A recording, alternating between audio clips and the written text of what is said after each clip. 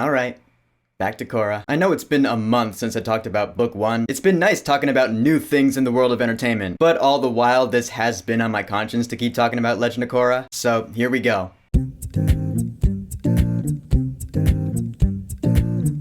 The Legend of Korra, Book 2, Spirits. So if you recall, as I was watching Book 1 of Legend of Korra, I wasn't a huge fan of it. I was like, this isn't nearly as good as Avatar The Last Airbender. Because it felt too modern, you know, Republic City felt like this big modern city, modern technologies coming into play, and it didn't feel like the world of Avatar The Last Airbender anymore. Legend of Korra, Book 2, Spirits actually feels a lot more like Avatar. I mean, yeah, we do still have Republic City and modern technology, but this season does deal with a lot more of the spiritual side of the world, it being called spirits and all. It picks up 6 months after the end of book 1. Korra and Mako are dating, but one thing I noticed is that she has all her bending back. She can bend all the elements again. It's not really explained how she got all those elements back, because at the end of book 1, Amon took away that bending. She could only bend air now. But now at the beginning of book 2, she can bend fire and water and earth again. I'm like, how? They never explained that, I don't know. But it's time for her to begin her spiritual training, because these dark spirits are now randomly rampaging the Southern Water Tribe, so she's like, I gotta go deal with that. Those evil spirits are pretty cool looking though, I gotta say. They're like these big evil shadow monsters. I've always thought big evil shadow monsters look cool. It turns out Korra's uncle, Unalaq, has some professional spiritual training. So she's like, alright Tenzin, I'm done training with airbending with you for a while. I'm gonna train with my uncle so I can learn to deal with these bad spirits. And actually, we get a few new characters this season, and I like them all, really. You have Varric, who's like Mr. Technology Guy, and right after his first scene, I was like, I like this dude. He's funny, he's eccentric, he's like the Tony Stark of Legend of Korra. Because he's a pioneer in technology, he invents motion pictures, movies, or movers as I call them here. And I like how he has his assistant, he's like, Julie, do the thing! I love that. And also we have Denza and Eska, who are the son and daughter of Unalaq. And Eska's voiced by Aubrey Plaza of all people, so that makes her pretty funny. Denza and Eska are pretty stoic and emotionless, but they play that up for comedic effect. Because Eska begins this romantic relationship with Bolin, and I actually found it pretty funny. Because Eska's all like, you will be with me forever and we will get married. And Bolin's like, oh, okay. I'm not sure if I want that, but you're cute.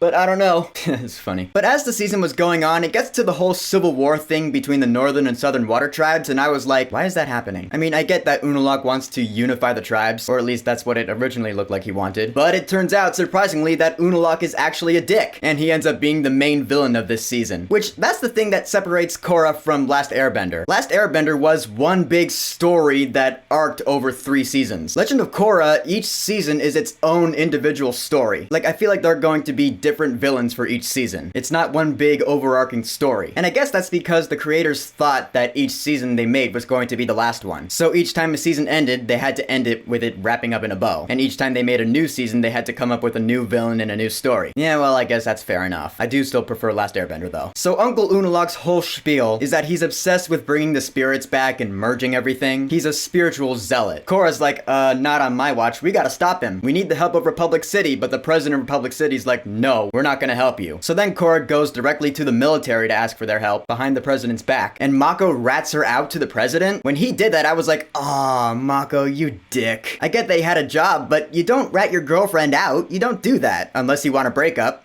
Which he got. So now Korra and Mako are no longer together, they broke up. Again, I didn't really care, I was like, alright, whatever. There are bigger things in this season to deal with than romantic relationships. And although I did like this season better than season 1, about halfway through, we got to what I call the Big Retcon. Because there's a point where Korra loses her memory, and so she has to relearn everything about the Avatar, and she does this by learning about the very first Avatar there ever was, like 10,000 years ago. His name was Wan, as in one, as in the first Avatar. Pretty on the nose, if you ask me. And when I was in college and watching this for the first time with my friend Kevin, I remember being like, nah, the origin of the Avatar, that's a retcon. That's not what Last Airbender taught me. They're changing the lore to make this story work, and I don't like that. That's retconning. I hate it. But now that I'm watching it again for the first time since then, I don't think the origin of the Avatar, I don't think that's the retcon. Because in Last Airbender, the Lion Turtle did say that before the time of the Avatar, they would bend the energy within themselves. You know, before everyone could bend the elements. So in this whole flashback, you see that the Lion Turtle used to grant people the power of fire or earth or air or water, bending the energy within people. So I was like, okay, I get it. But then I was like, oh wait,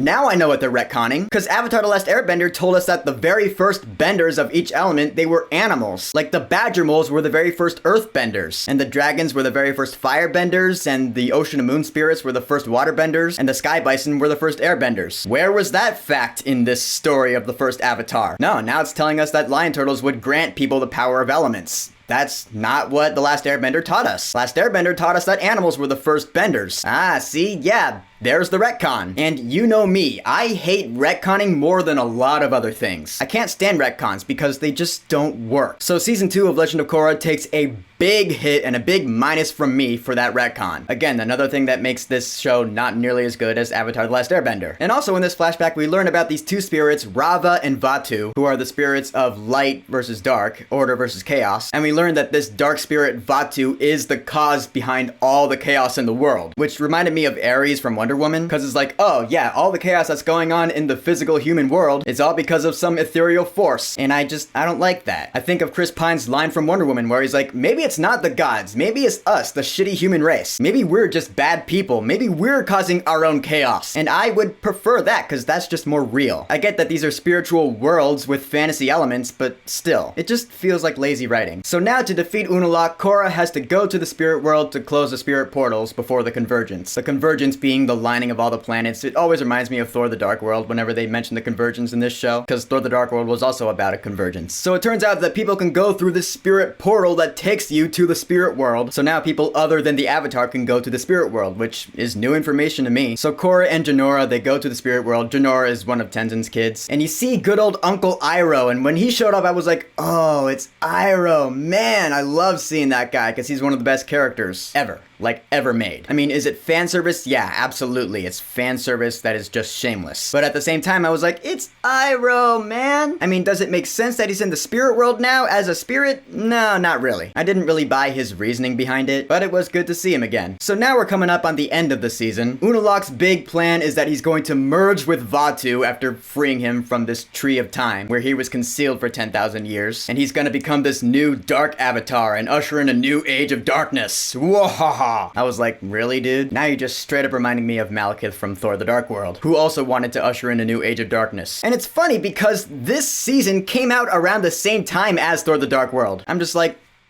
is that really a coincidence? I don't know. So everyone goes into the spirit world, Korra, Tenzin, and his brother and sister, Mako, Bolin, because Jinora was captured. I forgot to say that. Korra has no idea where Jinora is, and Jinora is in danger of being trapped in the spirit world forever because her soul's gonna be lost or something. I will say I do like Jinora as a character, because it turns out she's like a prodigy kid. She has this natural, gifted connection with the spirits, whereas Tenzin has been trying his whole life to connect with the spirit world. Jinora just has a natural connection to it. I like that. But after Jinora gets captured, Tenzin and his brother Bumi and his sister Kaya, they go into this fog of lost souls where wandering humans are just trapped there in eternal confusion. And you see Commander Zhao in there, and when he showed up, I was like, holy shit, I don't remember seeing that in college. You actually find out what happened to Zhao after he was dragged down at the end of Avatar The Last Airbender Book 1. And it turns out he has been wandering there in eternal confusion for decades. He sees Tenzin, he's like, you're the grown-up Avatar Aang, I will defeat you! And yeah, they did actually get Jason Isaacs to come back and voice him. That was really cool to see. I mean, again, was it fan service? Yeah, but it also did tie up a loose end, because I was wondering what happened to Zhao after the end of Book 1 of Avatar, and now I know. So I do appreciate that. And so then we get to the final showdown with Unalaq. And this actually really impressed me, because he pulls off his mission, temporarily anyway. He ends up actually killing Rava and ending the Avatar cycle, because you see him just beating the shit out of Rava, and you see all the past Avatars disintegrating and going away, and I was like, holy shit, is he actually doing it? He severs Korra's spiritual connection with the past Avatars. You even hear Korra say, she's like, the cycle is over. I was like, holy shit, that's a ballsy move, writers. Good on you for that. I'm serious. And then Unalaq merges with Vatu and becomes this big spirit monster, and he goes to Republic City and starts trashing everything. I was like, how are they going to defeat this guy? I genuinely wasn't sure, and I was actually curious. I was like, how are they going to beat this guy when the spirit of the Avatar is destroyed? And the way they do it, I was like, okay. Tenzin's like, look, you have to find the spirit within yourself. It was never about your connection with the spirits, it was about your connection with yourself. And so Korra becomes this big spirit giant, and they have their big Pacific Rim throwdown in the water, and Korra ends up winning, with a little help from Deus Ex Jinora. Because Jinora just comes out of nowhere, she's like, I'll help, and she brings Rava back. I'm like, what, how? Well, okay, if you say so, show. And Korra does the thing where she does the yellow water ribbons around Unalaq and she frees the spirit or whatever. And so Unalaq is defeated. And everything goes back to normal. Korra gets her spiritual avatar connection back. And the season ends with her deciding to bring the physical and spiritual worlds together in an era of harmonious living. To which I'm like, okay, I wonder how everyone's going to react to that. Like, when I start watching season 3, is it gonna be like humans and spirits are living harmoniously in Republic City? Like, you walk into a tea shop and you see humans and spirits sharing tea together? I don't know. But in the end, I did enjoy Book 2 Spirits more than Book 1 Air. Because it did feel more like Avatar The Last Airbender, you know? It went back to the whole natural side of it. And the stuff they did with the technology side of it, I enjoyed because it was more entertaining. Like the whole Nuktuk Hero of the South thing where Varric has Bolin doing movies. I found it entertaining. It was like a funny side story. But I do hate that big retcon they pulled off halfway through the season. That does not get a pass from me. And the fact that they don't explain how Korra got her other elements back after Amon took them away. Because she's the Avatar is not a valid excuse. So still not as amazing and awesome as Avatar The Last Airbender, but much better than season 1 of Legend of Korra. And I am curious as to whether book 3 could be better than this. And book 4 could be even better than that. I don't know, but I'm open to it. So The Legend of Korra Book 2 Spirits. Have you watched it? Have you watched the entire show? What do you think of this season compared to the other seasons? And what is your favorite Varric moment? Whatever you think, go ahead and leave a comment. And don't forget to subscribe.